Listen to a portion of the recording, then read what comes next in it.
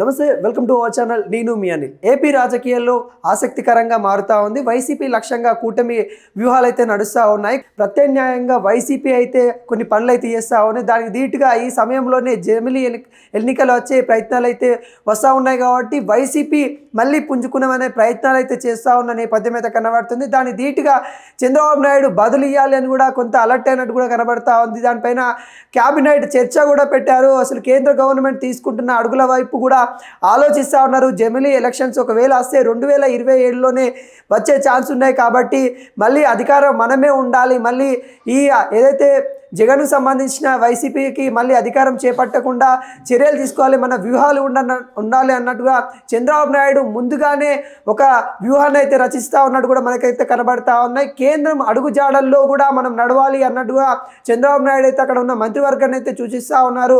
జమిలీ ఎలక్షన్స్ పైన అయితే తను ఆసక్తికరమైన మాటలు మాట్లాడారు. జమిలీ ఎలక్షన్స్ ఒకవేళ వస్తే 2027లోనే జమిలీ ఎలక్షన్స్ వస్తాయి. దానికి కూడా మనం సిద్ధమై ఉండాలి. మన నాయకత్వం కూడా ప్రజలకి సంక్షేమ కార్యక్రమాలు అందే విధంగా ఉండాలి. ఎందుకంటే ఇప్పుడు మనం గెలిచాము కాబట్టి గెలిచి దాదాపుగా 150 రోజుల పైన అయిపోయింది. అభివృద్ధి కార్యక్రమాలు కొంత స్లోగానే నడుస్తూ ఉన్నాయి. కొంత క్రైమ్ అనేది కూడా విపరీతంగా పెరుగుతూ ఉంది. గతంలో కంటే ఇప్పుడు కూడా మనం కట్టడి చేస్తామని అనుకున్నాము, కానీ కట్టడి చేయక కొంత ఇబ్బంది పాలవుతూ ఉన్న విషయాలను కూడా తను చెప్పడం అయితే జరిగింది. అదేవిధంగా ఏపీలో పోలింగ్ పైన కూడా ఏ విధంగా ఉండే, ఒకవేళ జమిలీ ఎలక్షన్స్ వస్తే ఏ విధంగా ఉంటుంది అనే దాని మీద క్లారిటీగా అయితే తీసుకోవడం అయితే జరిగింది.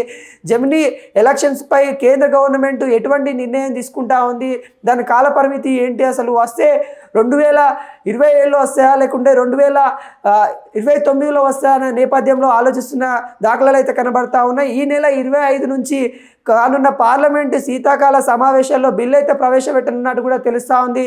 ఆ అంశాలపైన ఏవైతే జమిలీ ఎలక్షన్స్ పైన అయితే మరి ఏదైతే పార్లమెంటుకు సంబంధించిన అంశాలు అవన్నీ అక్కడ పార్లమెంట్లో మాట్లాడతారు. కాబట్టి మరి అక్కడ ఒకవేళ జమిలీ ఎలక్షన్స్ రంగం సిద్ధమైందని అంటే మరి 2027లోనే ఎలక్షన్స్ వస్తే ఛాన్స్ ఉంటుంది. కాబట్టి మనం సిద్ధంగా ఉండాలని చంద్రబాబు నాయుడు అయితే సూచిస్తూ ఉన్నారు. ఒక వ్యూహాన్ని రచిస్తున్న నేపథ్యం అయితే కనబడతా ఉంది. ఇప్పటికే ఎన్డీఏ భాగస్వామ్యం పక్షపాత ప్రధాని మోడీకి అయితే ప్రత్యేకంగా జమిలీ ఎలక్షన్స్పై అంశంపై చర్చ జరుపుతూ ఉన్నారు. ఇటు హర్యానా ముఖ్యమంత్రి ప్రమాణ స్వీకారం తర్వాత కూడా ఏవైతే జరగనున్న ఎన్డీఏ సమావేశాలలో కూడా మరి జమిలీ ఎలక్షన్స్ గురించి మాట్లాడనున్నట్టు కూడా తెలుస్తూ ఉంది. ఆ వెంటనే చంద్రబాబు నాయుడు కూడా మరి అక్కడ వెళ్తాడు. కాబట్టి ఖచ్చితంగా జమిలీ ఎలక్షన్ పైన కేంద్ర గవర్నమెంట్ నుండి ఒక నివేదిక తీసుకోవాల్సిన పరిస్థితి కనబడతా ఉంది మనకి. ఎందుకంటే ప్రజల్లో మనం ఉండాలి కాబట్టి ప్రజలకు సంబంధించిన సంక్షేమ కార్యక్రమాలు మనం అందించాలి. కాబట్టి ఒకవేళ జమిలీ ఎలక్షన్స్ ఇప్పుడు అధికారం ఉంది, ఆ అధికారం కూడా మనమే చేపట్టాలని కూడా తనైతే చెప్పడం అయితే జరిగింది. 5వసారి కూడా సీఎంగా నేనే ఉంటానని కూడా వ్యాఖ్యలు చేయడం అయితే జరిగింది.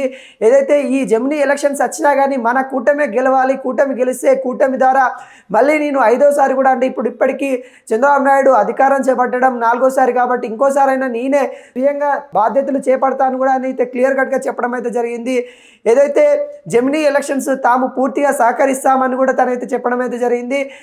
ఢిల్లీ కేంద్రంగా జరుగుతున్న పరిణామాలను గమనిస్తూ వైసీపీ సైతం జమిలీ ఎలక్షన్స్ వైపు అయితే చూడడం అయితే జరుగుతుంది. జమిలీ ఎలక్షన్స్కి వైసీపీ కూడా తన మద్దతు అయితే తెలుపుతున్న దాఖలాలు కనబడతా ఉన్నాయి. ఒకవేళ జమిలీ ఎలక్షన్స్ వస్తే ఆంధ్రప్రదేశ్లో 2027లో మరి ఎన్నికలు జరుగుతాయనే అంశం కూడా మనకైతే ముందస్తూ ఉన్నాయి. దానిపైన మనం అలర్ట్గా ఉండాలి. ఇప్పటి నుండే ఏవైతే ప్రజాకాలంలో అయితే మనం ఏవైతే హామీలు ఇచ్చామో వాటిని నెరవేర్చడానికి ముందుండాలన్నట్టు కూడా చంద్రబాబు నాయుడు అయితే చెప్తా ఉన్నారు. ఒకవేళ 2027లో రాకపోతే 2029లోనైనా ఎన్నికలు వస్తాయి, అప్పటికైనా ముఖ్యమంత్రి పదవి మనమే చేపట్టాలి. జమిలీ ఎలక్షన్ పైన కీలక వ్యాఖ్యలు చేసినట్టు కూడా తెలుస్తూ ఉంది. నిన్న మీడియా ముఖంగా మాట్లాడుతూ చంద్రబాబు నాయుడు తన అభిప్రాయాలు ఏందన్నది వ్యక్తం చేసిన తీరైతే కనబడుతుంది. దేశంలో జమిలీ ఎలక్షన్స్ వచ్చినా రాష్ట్రంలో మాత్రం షెడ్యూల్ ప్రకారము 2029లో ఎన్నికలు అయితే ఉంటాయి. కాబట్టి అప్పటి వరకైనా మనం గెలవాలి ఖచ్చితంగానే నేపథ్యం అయితే కనబడతా ఉంది. మళ్ళీ సీఎం నేనే అవుతానని కూడా తనైతే వ్యక్తం చేయడం అయితే జరిగింది. అదేవిధంగా డిప్యూటీ సీఎం గారుగా ఉన్న పవన్ కళ్యాణ్ గారు కూడా ఏదైతే 10 సంవత్సరాలు అయినా కానీ చంద్రబాబు నాయుడు సీఎంగా ఉండాలి, ఆంధ్రప్రదేశ్ను అభివృద్ధి వైపే తీసుకుని వెళ్తాడని నేపథ్యము మాట్లాడే విషయం అయితే కనబడతా ఉంది. అంటే డిప్యూటీ సీఎంగా పవన్ కళ్యాణ్ అసెంబ్లీ వేదికగా ఏదైతే పూర్తిగా నాకైతే చంద్రబాబు నాయుడు మీద చాలా నమ్మకం ఉంది, తన పరిపాలన మీద నమ్మకం ఉంది, తను చేసే ప్రజల సంక్షేమాల కోసం ప్రజల కోసం ఆరాట పడతాడు. కాబట్టి ఖచ్చితంగా నేను మా పద్ధతిగా 10 సంవత్సరాల వరకు అయితే సీఎం మరి చంద్రబాబు నాయుడే ఉండాలన్నట్టు కూడా పవన్ కళ్యాణ్ తన యొక్క మద్దతు తెలిపినట్టు కూడా కనబడతా ఉంది. అసెంబ్లీ వేదికగా. అదేవిధంగా జెమినీ ఎలక్షన్ గురించి, జనగణన, నియోజకవర్గాల పూర్తి విభజన గురించి కూడా పూర్తి స్థాయిలో కూడా అవగాహన తీసుకోవాలి. ఎందుకంటే భారతదేశం మొత్తం నార్త్ సౌత్ అని 2 భాగాలుగా విడిపోతున్న నేపథ్యంలో జనాభా ఏదైతే సానుకూలితంగా లేకపోవడం, నార్త్గా ఎక్కువ జనాభా ఉండడం, సౌత్గా తక్కువ జనాభా ఉండడం వల్ల పార్లమెంట్ సీట్లు అనేది కొంత కింద మీద అవుతున్న నేపథ్యం అవుతున్నది. కాబట్టి అంటే అక్కడ ఎక్కువ అవ్వడం, ఇక్కడ తక్కువ అవ్వడం, ఆ నేపథ్యంలో అక్కడ పార్లమెంట్లో సీట్లు ఎక్కువ ఉన్నాయి కాబట్టి వాళ్ళ అభివృద్ధి కార్యక్రమాలు ఎక్కువ చేసుకోవడం, ఫండింగ్ కూడా పార్లమెంట్ నుండి ఆ స్టేట్లకు అయితే ఎక్కువ వెళ్ళడము, సౌత్కి సంబంధించిన తెలంగాణ కావచ్చు, ఇటు ఆంధ్రప్రదేశ్ కావచ్చు, కర్ణాటక, తమిళనాడు ఈ రాష్ట్రాలకి తక్కువ బడ్జెట్ కేంద్ర గవర్నమెంట్ నుండి కూడా వస్తూ ఉన్నాయి. దీని మీద కూడా మనం చర్చించాలి. ఖచ్చితంగా జనాభా ఏదైతే దాని పరంగా మన పార్లమెంటు సీట్లు పెంచుకునే విధంగా కూడా మనము కార్యాచరణ రూపొందించుకోవాలి. దీనికి చంద్రబాబు నాయుడు గతంలోనే చెప్పాడు, ఏదైతే 3 పిల్లల కంటే ఎక్కువ కనండి, మన కాడ జనాభా తగ్గుతున్నారు, వృద్ధాప్యం పెరుగుతూ ఉన్న నేపథ్యంలో ఆంధ్రప్రదేశ్లో కూడా ఏవైతే సంక్షేమ కార్యక్రమాలు గతంలో చూసుకున్నట్లయితే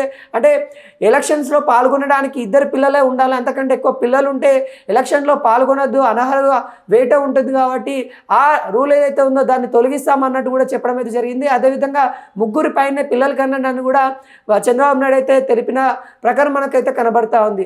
ఈ నేపథ్యంలో ఏవైతే పార్లమెంట్కి సంబంధించిన సీట్లలో కూడా మరి ఒకవేళ పెంచినట్లయితే మనకి ఎక్కువ సీట్లు వచ్చే విధంగా చూసుకోవాలి. ఇటు తెలంగాణలో కూడా కొంత తక్కువ సీట్ల ఉండడం వల్ల అభివృద్ధి కార్యక్రమాలు కేంద్ర గవర్నమెంట్ నుండి తక్కువ నిధులు వస్తున్న నేపథ్యం అయితే కనబడతా ఉంది. జనాభా గణన ప్రకారం పార్లమెంటు కూడా విభజన చేయాలన్నట్టు కూడా కనబడతా ఉంది. ఒకవేళ కేంద్రంలో 2029 మళ్ళీ పార్లమెంట్ ఎలక్షన్స్లో వస్తాయి కాబట్టి అప్పటి వరకు మన కార్యాచరణతో, మన జనగణనతోనైతే మనం పూర్తి స్థాయిలో సిద్ధంగా ఉండాలని కూడా మరి చంద్రబాబు నాయుడు అయితే సూచిస్తూ ఉన్నారు. తను కీలకంగా చేసిన వ్యాఖ్యలు ఏంటంటే జెమినీ ఎలక్షన్స్ ఒకవేళ వస్తే ఖచ్చితంగా మనం సిద్ధంగా ఉండాలి. 2027లోనే వచ్చే ఛాన్స్ అయితే ఉంది. ఎటువంటి వైసీపీకి ఛాన్స్ ఇవ్వకూడదని కూడా మన వ్యక్తం చేయడం అయితే జరిగింది. మొత్తం దేశం మొత్తం కూడా జెమినీ ఎలక్షన్స్కి మొగ్గు చూపుతుంది కాబట్టి మనం కూడా సపోర్ట్ చేస్తున్నాం కాబట్టి ఖచ్చితంగా ఇవ్వాలనే నేపథ్యం అయితే కనబడతా ఉంది. కేంద్ర గవర్నమెంట్ జెమినీ ఎలక్షన్లు నిర్వహించడానికి మొగ్గు చూపుతూ ఉంది. మరి ఖచ్చితంగా ఒకవేళ వస్తే 2027లో ఆంధ్రప్రదేశ్కు జెమినీ ఎలక్షన్స్ వచ్చే ఛాన్స్ అయితే క్లియర్ కట్గా కనబడుతుంది.